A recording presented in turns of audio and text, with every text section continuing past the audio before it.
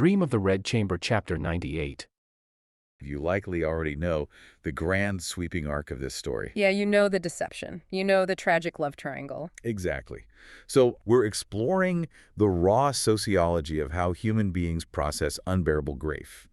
We're looking at the mechanics of how we handle that clash between a harsh reality and a comforting illusion. And, maybe most importantly, the terrifying, cold-blooded pragmatism of family dynamics when an institution's survival is on the line. So true. And the architecture of this source material is genuinely astounding. It really is, because it doesn't just operate as a narrative. It forces you, as the reader, to track a singular trauma across 3 distinct simultaneous frequencies. Frequencies, I like that. Break that down for us. Well, first, you have an acute medical crisis. Then you have this profound metaphysical journey into a highly subversive afterlife. Which is just wild, by the way. It's incredible. And finally, you have a masterclass in political crisis management within a highly powerful, deeply entrenched family structure. And these 3 layers, they don't just exist side by side, right? No, not at all. They actively interfere with each other. The medical impacts the political, the metaphysical impacts the medical. It's a complete web. So let's start with the physical fallout of the deception. Baoyu has just realized he didn't marry Daiyu. The veil is lifted. Right, literally and figuratively.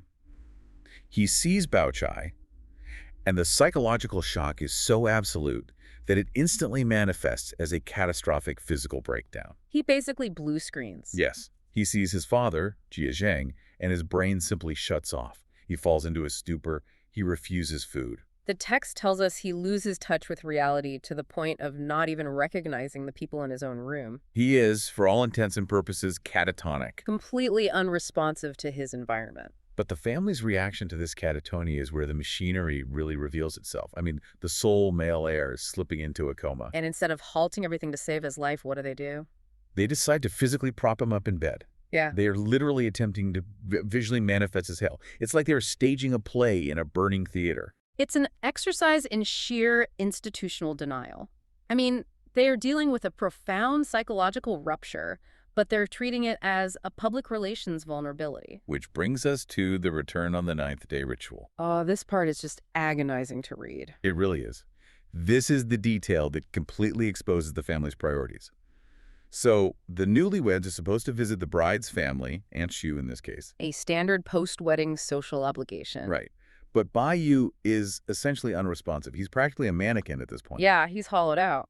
But Grandmother Jia and Lady Wang, they are so panicked about Aunt Shu Yanzi losing face that they physically load this comatose young man into a small sedan chair. They literally haul him over there. They have servants carry him across the compound just to fulfill the obligation.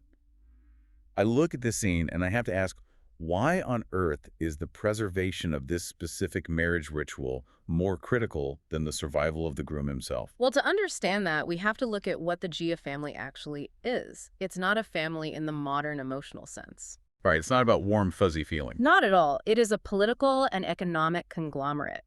In this patriarchal, aristocratic structure, ritual isn't just window dressing. It's the foundation. Exactly. Ritual is the load-bearing pillar of their social and political alliances. If you fail to perform the ritual, you aren't just being rude. What are you doing then? You are signaling institutional weakness to your allies and your enemies. Oh, wow. So the concept of phase here isn't about mere embarrassment. No, it is about hard social capital. Aunt Sue's social capital is intimately tied to the public success of this union. So if the Jia family fails to produce the groom on the 9th day, they are publicly defaulting on a social contract. Precisely. The institution must survive, and the institution survives through the rigorous performance of duty, completely regardless of the emotional or physical state of its individual components. And Baochai, the new bride, Yeah. she is fully integrated into this operating system, isn't she? She's the perfect product of it. The text points out that, as a new daughter-in-law, she is structurally silenced.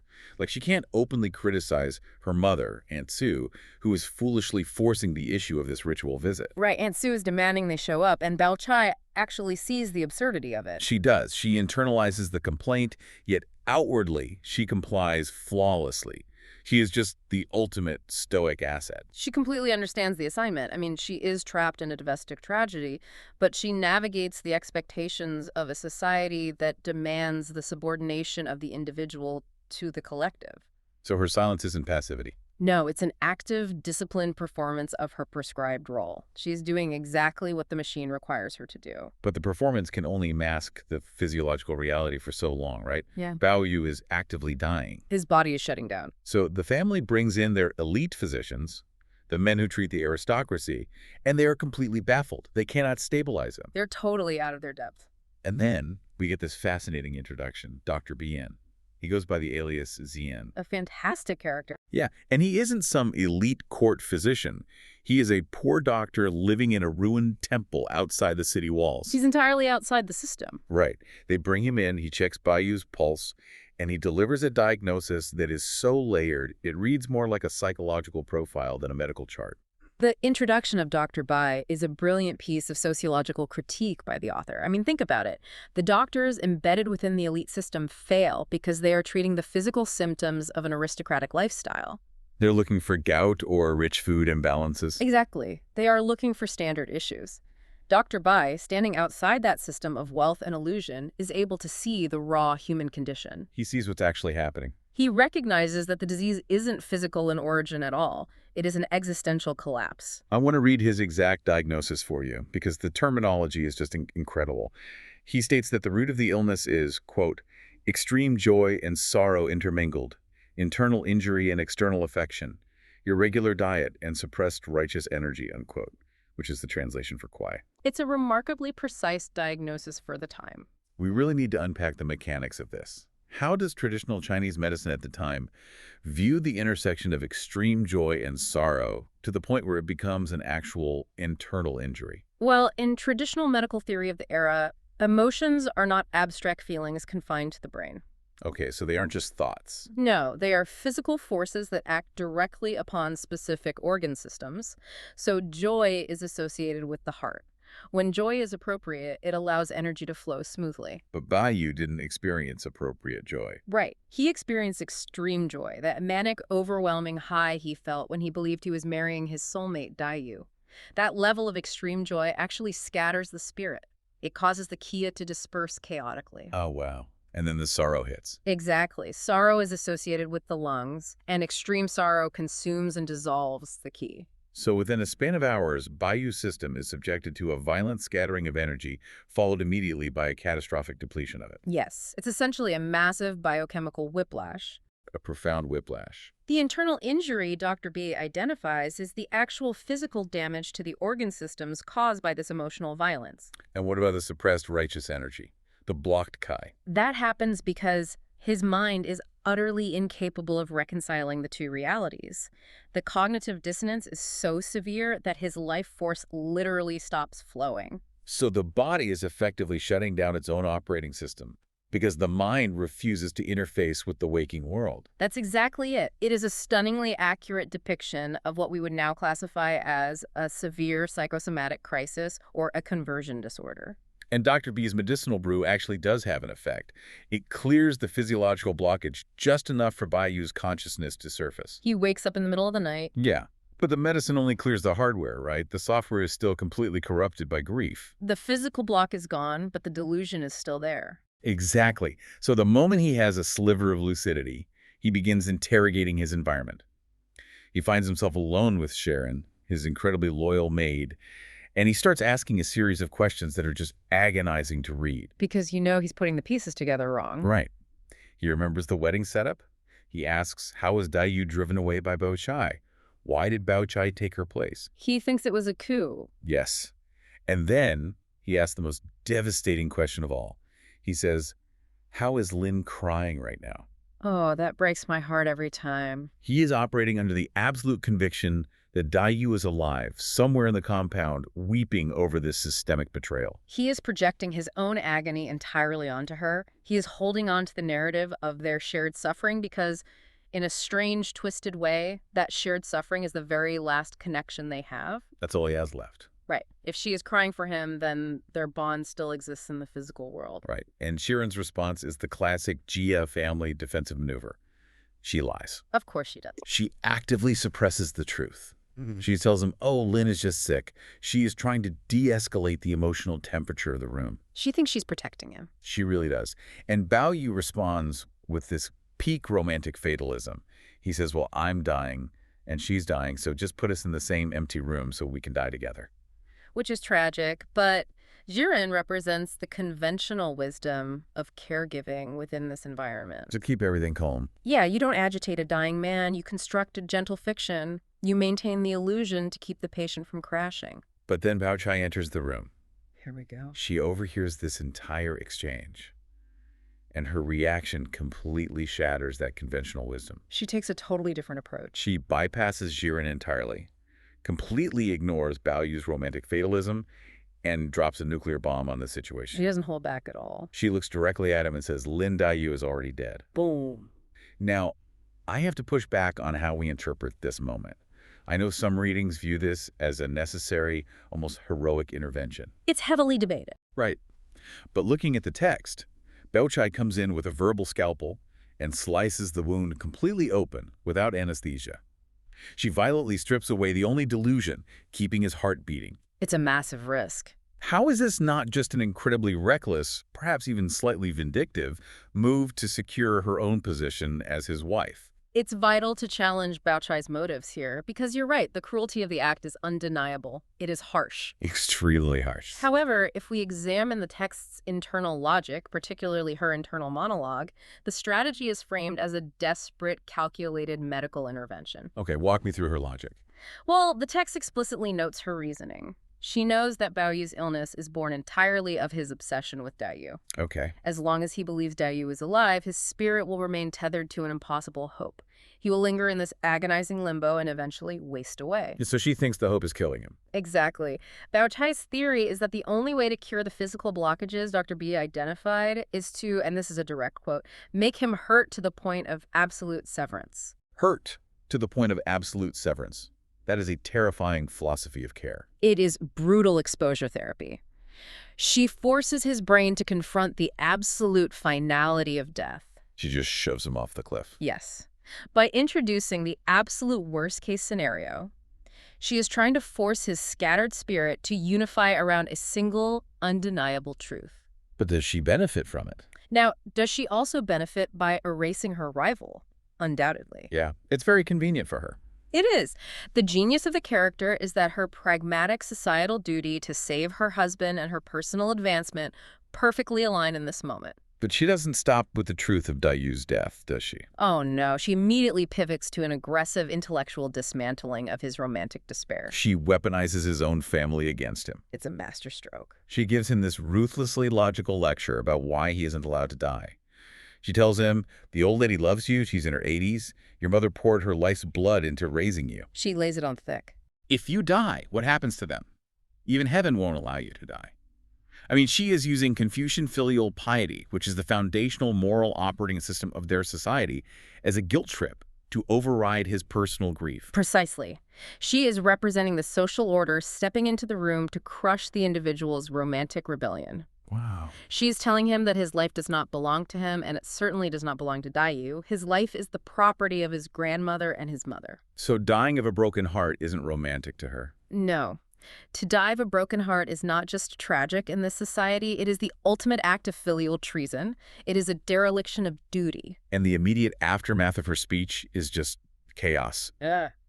Jiren and the older women in the room are horrified. They think she's killed him. They think Bao Chai has just committed murder via blunt force honesty. They are terrified of the raw, unmanaged emotion. But the shock therapy actually triggers something entirely different. It doesn't kill his body. Right. When Baoyu hears those words, he doesn't just cry. He cries out, he faints, and the text describes his consciousness physically detaching. He is literally knocked out of the waking world. And this plunges us directly into the metaphysical architecture of the story. We transition instantly from a tense domestic confrontation into a profoundly dense philosophical exploration of the afterlife. And the nature of the soul itself. So Baoyu finds himself wandering in absolute darkness. He eventually meets someone who informs him that he is in the Yinsi, the underworld, the path to the Yellow Springs. The classic realm of the dead. And Baoyu, who is still entirely single-minded, says, I heard an old friend died. I came to find her. Lin Daiyu from Suzu. He's so relentless. And the underworld official looks at this grieving young man and lets out a cold, dismissive laugh. That laugh is chilling. It is the sound of the cosmos rejecting human sentimentality. Like the universe just doesn't care. Exactly. The official subsequent speech is a masterclass in philosophical syncretism. It blends Taoist and Buddhist concepts to completely dismantle Baoyu's worldview. What does he tell him? He explains the mechanics of the human soul. He states that for normal humans, the soul gathers to form a body in life, and upon death, it scatters as breath. It just dissipates. Yes. The Hun and the Po, which are the spiritual and physical souls, they just dissipate back into the universe. There is no enduring individual ego left to find. Which immediately destroys the Western or even the popular romantic expectation of an afterlife reunion. Completely. There's no Romeo and Juliet ending here where they meet in the clouds. Exactly. But the official goes further. He says, but Lin Daiyu is not normal. She is different from humans in life and ghosts in death. So she didn't scatter. Right. He says she have no soul and no spirit to be found here in the underworld. He reveals that Daiyu has returned to the Taixu illusion, the realm of the great void. We really need to clarify what the Taixu illusion implies here, because it sounds like a fancy version of heaven, but it's much more complicated than that, isn't it? Much more. The Taixu illusion is not a paradise where you hang out with your ancestors and play harps. Right. It's not the good place. No. In the cosmology of the novel, it is the origin point of divine spirits and the ultimate repository of earthly karma, but it operates on a plane of profound detachment. Detachment is the key word. Yes. See, Daiyu was originally a divine crimson pearl flower, and Baoyu was a divine stone. They incarnated into the human world to settle a karmic debt of tears. She owed him tears. Right.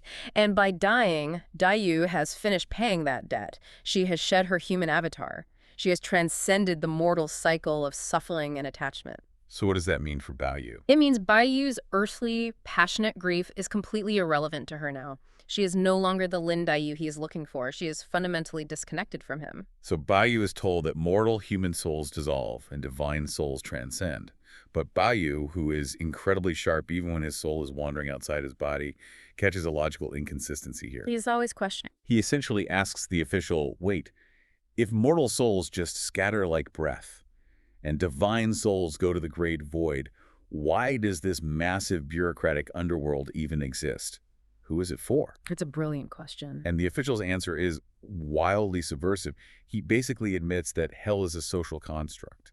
It is one of the most radical critiques of religious institutions in classical literature. It really is. The official openly states, the underworld exists if you say it exists, and it doesn't if you say it doesn't. Mind-blowing. He explains that it was established by the world to warn the living. So it's just cosmic law enforcement. Basically, yes. It's a mechanism designed entirely to scare the living into behaving.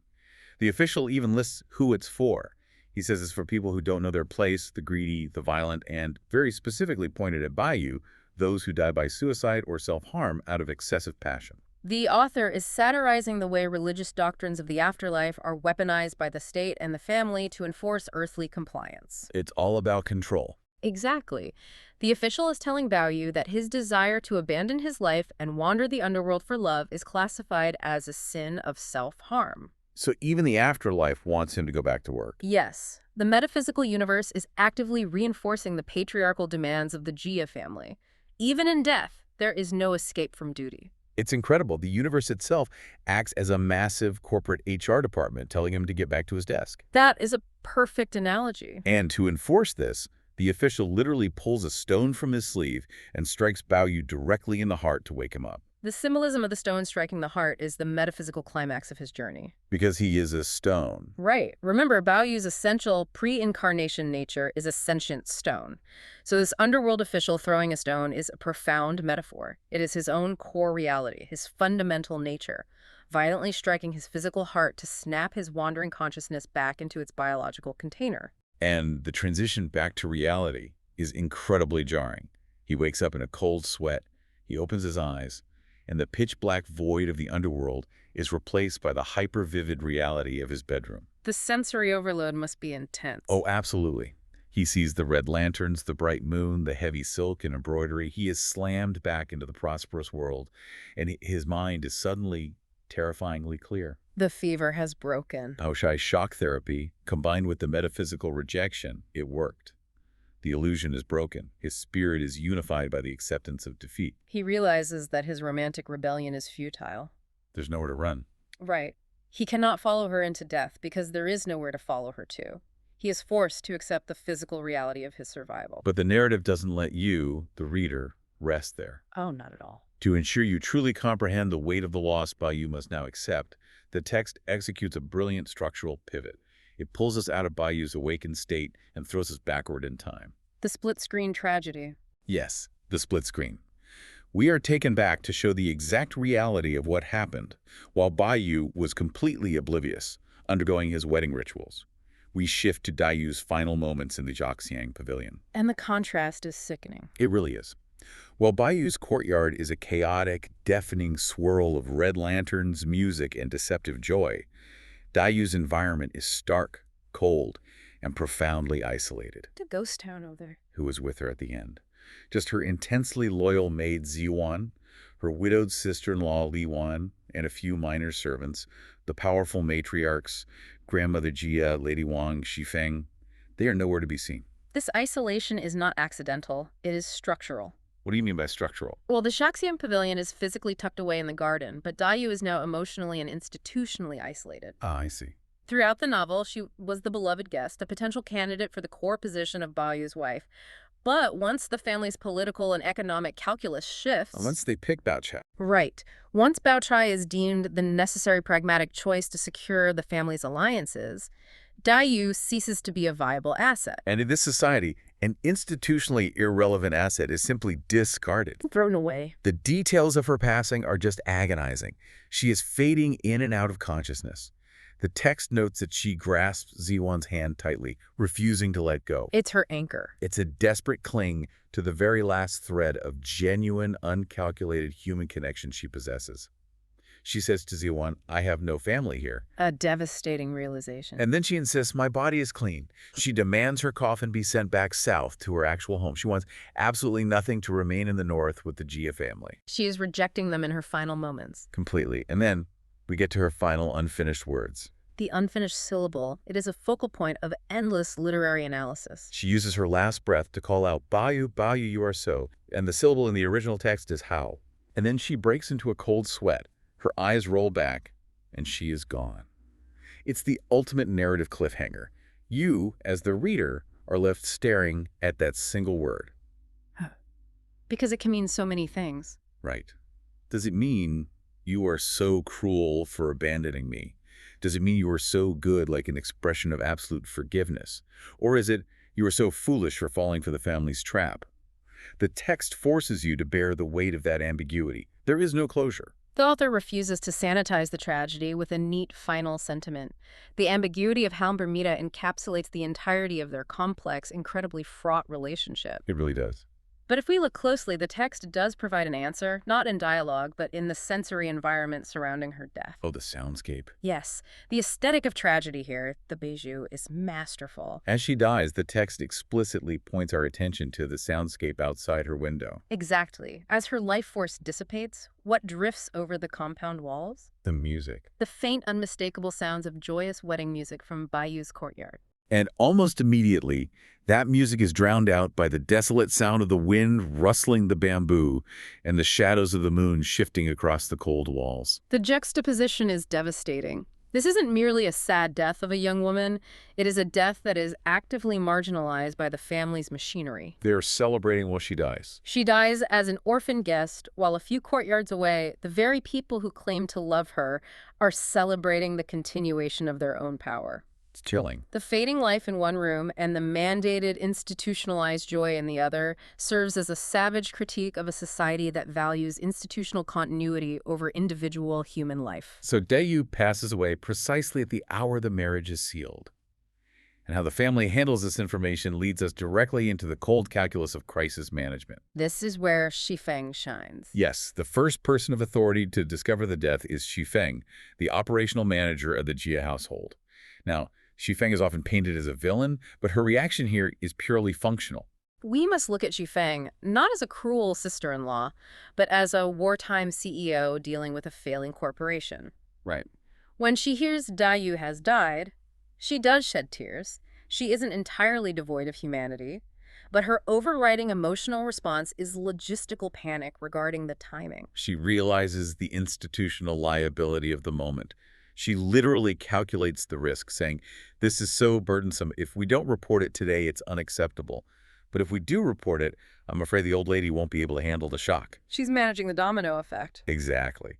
She knows that Grandmother Jia and Lady Wang are already highly stressed about Baoyu's catatonia. Dropping the news of Daiyu's death right now could literally trigger a secondary medical crisis in the matriarchs. And if the matriarchs fall, the political cover for the entire family collapses. It all comes down. Shifeng's crisis management is flawless. She acknowledges the tragedy, but she prioritizes the balance sheet of the family's stability. It's all numbers to her. Daiyu is treated like an underperforming research and development department that just went bankrupt, while Baoyu is the core product line. Wow, that's dark. When the company is facing ruin, you quietly liquidate the R&D department to ensure the core product survives. It isn't malice, it is a cold, necessary pragmatism. So she contains the news and drip feeds it to the elders to mitigate the shock. Precisely. And when Grandmother Jia finally processes the news, her reaction strips away every last comforting illusion you might have about family love. It's a massive gut punch. Initially, she weeps. She beats her chest and says, "It's my fault, I ruined her." But then she addresses Daiyu's spirit directly, and she says something so blunt it takes your breath away. It's so hard to read. She says, "You are my granddaughter, but compared to Baoyu, he is closer to me. If something happens to Baoyu, how can I face his father?" That single sentence articulates the brutal hierarchy of affection that governs the Jia clan. I mean, she is actively ranking the human worth of her grandchildren, while one of them is lying dead on a bed not 100 yards away. It is shocking to modern sensibilities, but Grandmother Jia is merely vocalizing the silent algorithm of their world. The algorithm. Yes.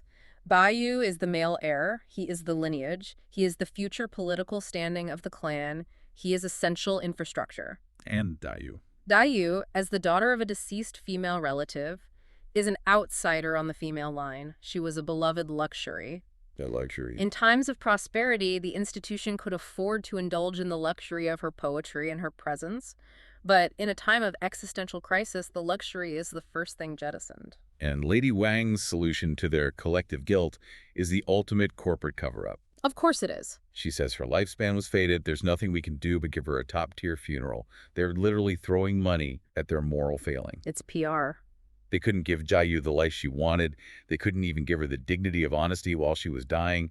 But they will absolutely buy the most expensive coffin on the market to sanitize their own guilt. The top-tier funeral is a performance for the living, not a comfort for the dead. It just makes them feel better. It restores the family's face. It proves to the outside world that they are benevolent, masking the internal rot that caused the tragedy in the first place. Which brings us to the final movement of this chapter. With the family's priorities brutally reaffirmed, Baoyu is finally allowed to confront the physical reality of his loss. He has to see it. He's recovering physically, but he is spiritually hollowed out.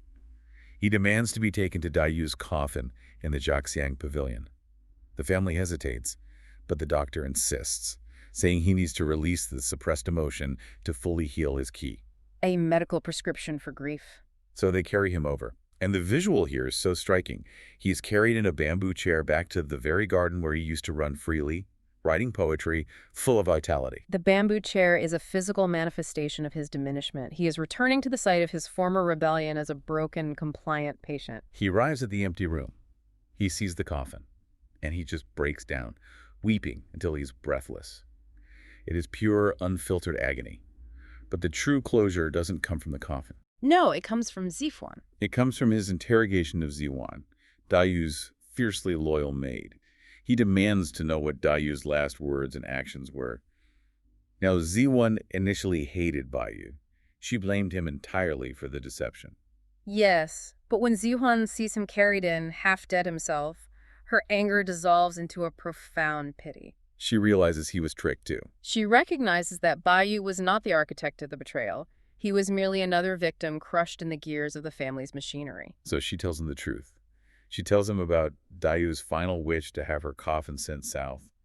But the detail that truly breaks him is when she reveals that Daiyu burned the inscribed handkerchiefs he gave her and burned all of her own poetry before she died. A destruction of the archive. We need to talk about the poetic significance of this act. Why the handkerchiefs? The handkerchiefs are one of the most vital symbols in the novel. Baoyu sent them to Daiyu earlier in the story to comfort her, and she wrote poems of profound longing on them. They were basically love letters. Exactly. More deeply, they represent the metaphysical debt of tears she owed him from their previous divine incarnations. So burning them. By burning the handkerchiefs and burning her poetry, she is systematically erasing the physical evidence of their intellectual and spiritual soulmate connection. Wiping the slate clean. Yes, she is wiping the slate clean. For Baoyu, hearing that she actively destroyed the archive of their love is the final, undeniable proof of her severance from him. It grounds the metaphysical rejection he experienced in the underworld into a physical, historical reality. Seeing the coffin, knowing her wish to leave the North, and knowing she burned their history, it completely closes the loop. There's zero hope left. And only when hope is entirely eradicated can he begin to accept his mandated reality. He accepts the preordained destiny of Golden Jade, which is his institutional marriage to Baochai. He realizes the rebellion is over. And this is where the narrative execution gets genuinely horrifying. Because right after this scene of ultimate earth-shattering grief at the coffin, the pivot is so aggressive it gives you whiplash. The relentless march of the institution waits for no one's grief. Only a very short time later, we see the family essentially holding a board meeting. Grandmother Jia and Aunt Shu are sitting down, calculating the auspicious days and planning the schedule for the official consummation of Baoyu and Baochai's marriage. Is back to business. They're moving the pieces back onto the board. They're talking about throwing a party. And we see how Baochai secures her victory, not with the wild, dangerous passion of Daiyu, but through relentless, gentle, institutional compliance. She just wears them down. She sits by Baoyu's bed. She offers practical advice. She embodies the safe, mandated societal role of a wife. And Baoyu, who is simply too exhausted and too broken to fight anymore, slowly succumbs to the comfort of the cage. He gives up. He allows himself to be assimilated into the machine. And that leads us to the final haunting detail of this chapter. It is a fleeting moment, but it packs an incredible punch. Grandmother Jia and Aunt Shu are chatting, and for a brief second, the reality of what they've done surfaces. A moment of clarity. They remember Daiyu, and they begin to shed a tear. A moment of genuine, lingering sadness for the girl they discarded. And then, the door flies open, and Shifeng bursts into the room. Shifeng, ever the vigilant CEO. He bursts in, physically bent over, laughing hysterically. And she says, "Oh, don't cry. I just heard the funniest joke I have to tell you." It's grotesque. She literally bulldozes their mourning with a joke to forcefully distract them. The grief is, quite literally, laughed out of the room. It is the perfect, chilling encapsulation of the family's ultimate survival strategy. Sadness is an unproductive emotion. It hurts the bottom line. Mourning a discarded asset threatens the morale of the institution. Therefore, the reality of the pain must be actively paved over with a mandated forced cheerfulness. Shifeng is enforcing the collective amnesia required for the family to keep functioning.